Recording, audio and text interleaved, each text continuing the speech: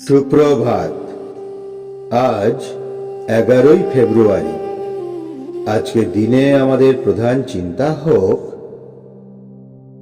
যখন আমাদের জীবনে সামঞ্জস্য খুঁজিয়া পাই, তখনই আমরা শক্তি লাভ করি।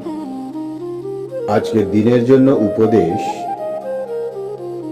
সর্বদা আমাদের দৃষ্টি তো এক নয়, যদিও সত্য দৃষ্টি কখনো বিনষ্ট হয় না।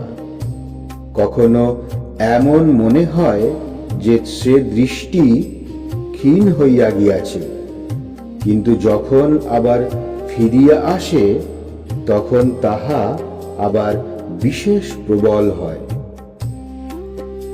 মন যখন ঐক্যতানে বাধা থাকে, তখন আমরা ঠিক ঠিক কথা বলি, ঠিক ঠিক কাজ করি। আগে ভাবিয়া কিছু করিতে হয় না। আমাদের যাহা আছে সকলই তো সেই মহান জ্যোতির্ময়ের দান। এ কথা যদি সর্বদা মনে থাকে, তবে আমরা আর কোনো অন্যায় করিতে পারি না। জীবনের মূল উৎসের সঙ্গে যখন আমরা যুক্ত হইয়া থাকি, তখন না চাহিলেও সেই মিলনের শুভ ফল আমরা লাভ করি।